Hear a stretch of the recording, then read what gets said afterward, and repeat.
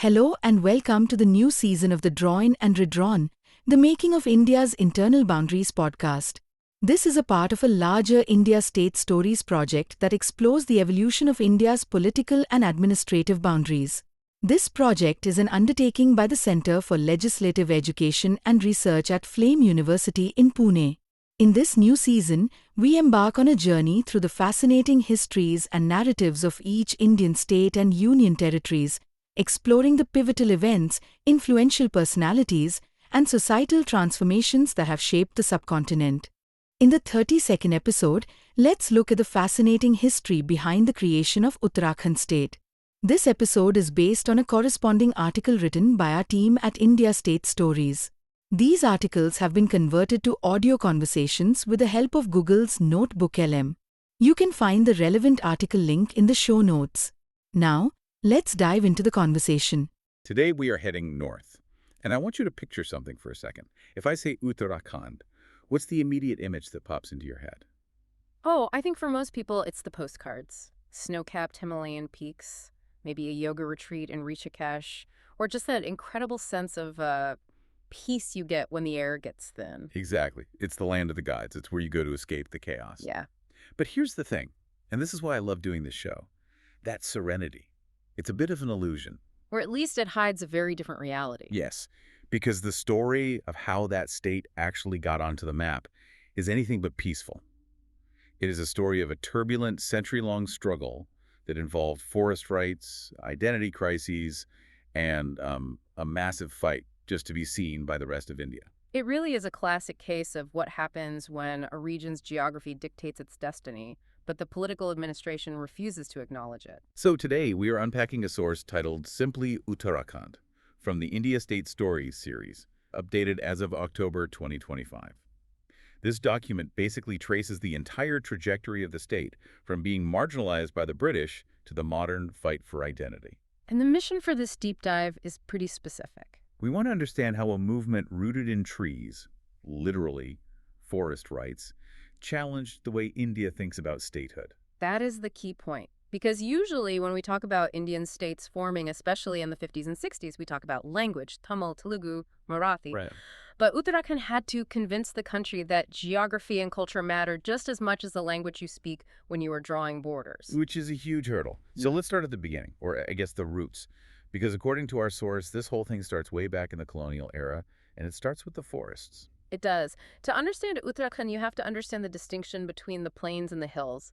We're talking about two main regions, Kumaon and Garhwal. These are hill regions, nestled right in the Himalayas. For centuries, life there was dictated by the terrain.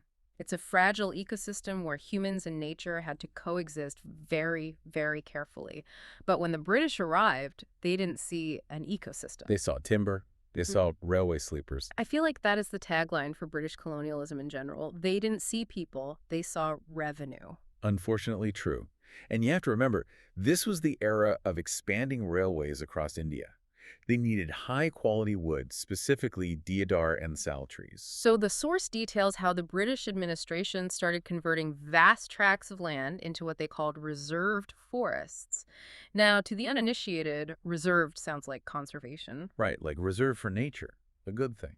But in this context, it was actually reserved for commercial extraction. It meant reserved for the crown. Wow. And the impact on the locals was devastating. You have to imagine the daily life of a hill villager in the late 19th or early 20th century. You rely on the forest for everything. Fuel wood, grazing your cattle. Exactly. Fuel wood for heating because it gets freezing, cold grazing, gathering medicinal herbs, even building your home.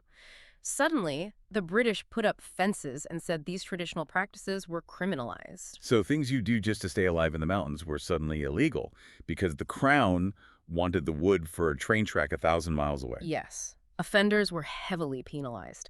The source mentions that villagers were fined, beaten, or jailed for grazing their cows where they had grazed them for generations. Unbelievable. So the source makes this really important point that frames the whole discussion. The struggle for statehood didn't start as a political power grab. It began as a struggle for livelihood. It was about access to nature. Yes. The Hill people felt that the administration, sitting far away in the plains, had absolutely no clue how life in the mountains worked. And that feeling of you don't get us, that disconnect between the ruler and the ruled, seems to be the fuel for everything that follows. Absolutely. It wasn't just about being poor, it was about being misunderstood. The source mentions a specific meeting in 1946. This is before independence, right? Yes, 1946. There was a significant meeting in Haldwani. You had Kuman leaders like Badri Dutt Pandey and Puran Chand Tiwari. These were freedom fighters, people who wanted the British out. Of course. But they put forward this radical idea: getting the British out isn't enough. The hills need to be a separate administrative unit. That is early. I mean, India hasn't even written its constitution yet. The borders are still in flux, and they're already saying we need our own space. Because they saw the writing on the wall. They argued that their socioeconomic and environmental context was totally different from the plains. You just can't govern them the same way. No, you cannot govern a mountain village where the nearest road is 10 miles away and agriculture is terraced the same way you govern a city in the flatlands of the Ganges Plains. The needs are diametrically opposed. Okay, so let's move to 1947. Independence. Freedom. The British are gone. You'd think a new democratic government, which was all about representing the people and correcting colonial wrongs, would look these freedom fighters in the hills and say, Okay, we hear you. You have unique needs. right. You would think. But that is not what happened. Instead, the region was consolidated into the United Province, which we now know as Uttar Pradesh, or UP. So they just got swallowed up by a massive state. And UP is huge. It's the most populous state in India. It's massive. Geographically and politically, it's a giant. And the source notes that despite the region's significant contribution to the freedom struggle, the new Indian government offered no specific governance framework for the hills. They were just there. Part of the map, but politically invisible. The decisions were being made in Lucknow, which might as well have been on a different planet compared to a village in Garhwal. And this leads us to what I think is the biggest aha moment in the source material regarding why this struggle took so long. The 1950s, the State Reorganization Commission, or the SRC. This is a pivotal moment. This determines the map of modern India. In the 1950s, the map of India was being redrawn to create stable states. You had states like Andhra and Maharashtra being formed. But what was the primary criterion for those states? What was the organizing principle? Language. Exactly. Linguistic identity. If you spoke a different language, you had a strong case for a separate state. This was the Nehruvian model to keep the country united but diverse. But here was the problem for Uttarakhand. Their demand wasn't based on language. Because they spoke Hindi, or dialects like Kumaoni and Garhwali that are close enough to Hindi. Precisely. While Kumaoni and Garhwali are distinct dialects with rich oral traditions, the SRC looked at them and said, well, linguistically, you fit in fine with Uttar Pradesh. You speak Hindi, they speak Hindi. Case closed. So the commission didn't consider their case valid because it didn't fit the linguistic model. That feels like a massive blind spot. It's like they had a checklist with only one box on it. It was a major policy blind spot. The government was saying, we only divide maps by how you speak. And the Hill people were saying, but we can't eat, we can't travel, and our resources are being stolen. Does geography not count? The source calls this an oversight that deepened the perception of marginalization. They felt like a colony within a republic. That is incredibly frustrating. It is like telling someone their house being on fire doesn't matter because they filled out the wrong form. Exactly. So you have this simmering anger through the 50s and 60s, and then we hit the 70s, and this is where the trees come back into the story in a big way. Yes. The 1970s is when the ecological crisis forces a political awakening. We have to talk about the Chipko movement. The famous hugging the trees movement, I think everyone learns about that in school. It's usually framed as these nice village women protecting trees from loggers. A very peaceful environmental image. It is, but it is often taught just as an environmental movement, a green movement. The source highlights that it originated in Garhwal, and it was deeply political. It wasn't just save the trees for the sake of nature. The argument evolved into something much bigger. Which was? It became, we need self-rule to save our ecosystem. So it wasn't just environmentalism, it was an assertion of sovereignty. Exactly. The logic was, you guys in the plains are destroying our home. You are selling off our forests to contractors for cricket bats and tennis rackets, causing landslides and floods that destroy our fields. You clearly can't manage this land. So we need to take the keys back. The environmental degradation was the proof that the administration in Lucknow didn't care about the sustainability of the hills. That's a powerful shift. It connects the ecology directly to the politics. It's not just don't cut the tree, it's get off my land. And this is when the political parties start popping up, right? It is. The source mentions the rise of the Janata Party in the late 70s. They promised decentralization, which gave the movement hope. But ultimately, they failed to deliver any substantial institutional changes once they got into power. Typical politics. Promise the world, deliver a committee. But that disappointment led to something concrete. In 1979, the Uttarakhand Kranti Dal, or UKD, was formed And this was a big deal because it was a party with a sole agenda. Their only goal was statehood. Now, the source notes that the UKD was often overshadowed by the big national parties like Congress or a leader, the BJP. They didn't have the machinery or the money. But they played a crucial role. They kept the conversation alive in the public sphere. They wouldn't let the issue die. They normalized the idea of Uttarakhand as a political reality, not just a dream. Okay, let's unpack this. We have decades of neglect. We have an environmental crisis that has turned into a political movement. We have a dedicated political party. But we are still in Uttar Pradesh. What was the tipping point? Because according to the timeline, things really heat up in the 90s. The 1990s are chaotic and critical. First, you have the entry of the BJP onto the scene. They expressed interest in the demand, but they played a bit of a name game that reveals a lot about the tension. All right, the Uttaranchal versus Uttarakhand debate. I always wondered about that. Why did the name matter so much? It's just a name, right? In politics, names are never just names. It's a fascinating detail about branding and identity. The BJP proposed the name Uttaranchal. Why? They felt it sounded more politically neutral, more generic. It fits the pattern of Himachal, Arunachal. It sounds administrative, almost Sanskritized in a very formal way. But the locals wanted Uttarakhand. Yes, Uttarakhand is deep in the folk history, the religious texts, and the cultural identity of the region. It translates roughly to northern part or northern land, but it has a spiritual weight to it. So Uttaranchal felt like a label given by Delhi. And Uttarakhand felt like home. But the source says the statehood supporters accepted Uttaranchal as a compromise. They basically said, fine, call it whatever you want, just give us the state. That shows how desperate they were for autonomy. We'll argue about the name later, just draw the line now. It does, and in 1994, things looked promising. The Kaushik Committee, appointed by the state government, actually validated the movement.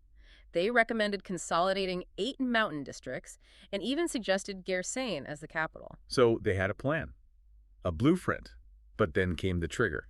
And this wasn't about trees or names, it was about jobs. This is the part of the story that I found the most complex. It is complex, but it's crucial. We are talking about the implementation of the reservation policy for other backward classes, or OBCs. Now, we need to be clear here for our listeners. Reservation policies in India affirmative action are designed to provide representation for historically marginalized groups, which is a key part of the Indian Constitution.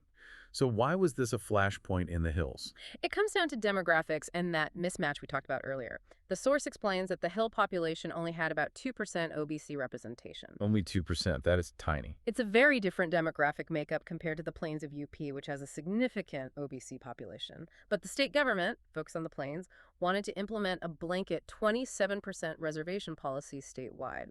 I see the problem. The Hill people looked at the math. They realized that if 27% of jobs and college seats are reserved for a group that makes up only 2% of the local population, the general category, which was most of the Hill people, would be fighting for scraps. So they felt that a policy designed to help marginalize people in the plains would actually marginalize the people in the hills. Exactly. It wasn't necessarily an anti-reservation stance in principle, but an anti-one-size-fits-all stance. They felt the policy ignored their specific reality. It is that same problem again. The policy from the plains not fitting the hills. Exactly. And this time it exploded. Mass protests ensued. Students, activists, everyone was out on the streets. And the state's response was brutal. The source uses some heavy language here. Police firings and custodial deaths. Yes.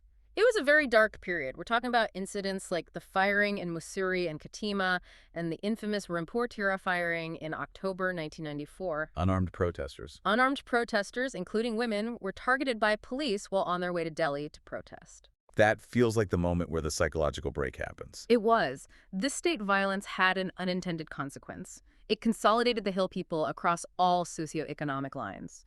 Before this, you might have had divisions between different groups. After the violence. It wasn't just about development anymore. It was about dignity. It was about safety. It sounds like that was the point of no return. You can't go back to being part of the old state after the police fire on your children. You really can't. The emotional bond with Uttar Pradesh was completely severed. And politically, the momentum was undeniable. No party could ignore it anymore. It became a national issue. Absolutely. So let's fast forward to the finish line. December 1998, the bill is introduced by the NDA government. And finally, November 9, 2000. The birth of the 27th state of India, carved out of Uttar Pradesh, consisting of 13 districts. Mission accomplished, champagne corks popping, the struggle is over. Well, yes and no, and this is where it gets really interesting for the modern context. The source calls this final section post-statehood discontent. Of course, because nothing is ever that simple. Getting the state is one thing, running it is another. The big issue, and it remains an issue today, even in the 2025 update of our source, was the capital. Remember the Kaushik Committee in '94? They suggested Gir Singh? Exactly. Gair's saying, why there? Is it a big city? Not at all. It's a small town. Yeah. But it is deep in the hills. It is centrally located between the two major divisions, Kumaon and Garhwal. It represents the hill identity. So the argument was, if you put the capital there, the government has to deal with the mountains every day. The ministers have to drive those roads. They have to face the cold. Accountability through geography. Precisely. But when the state was formed, the capital was designated as Dehradun. Which is in the plains. Technically the foothills, the Dune Valley, but effectively it offers the convenience of the plains. It has a railway station, it's flat, it has an airport, it's easy to reach from Delhi. It was meant to be temporary. It was. But as of the source's update in 2025, Dehradun remains the de facto capital. That feels like a betrayal of the movement's logic. If you fought for a hill state because the plains people didn't understand you, shouldn't the capital be in the hills? That is exactly what the activists argue. They say, we fought to bring the government to the hills, but the government just stopped at the foothills. They got off the bus at the first stop. Pretty much. Gairsain was made the summer capital in 2014, but many view that as a token gesture. It doesn't solve the problem of governance being disconnected from the harsh reality of the remote villages. It's like saying, we'll visit the mountains when the weather is nice, but we'll do the real work down here where it's comfortable. Precisely. It keeps the administrative mindset rooted in the plains model. It encourages migration from the hills to the plains, which defeats the purpose of creating the state in the first place. But they did get one victory back, right? The name. They did. The momentum to reclaim the name Uttarakhand never died.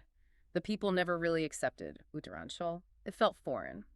On January 1st, 2007, the official name change passed. It's funny how much names matter. To an outsider, it might seem like semantics. Uttaranchal, Uttarakhand. What's the difference? It is not just a label. As the source puts it, this was a symbolic assertion that the people finally had a say in their own destiny.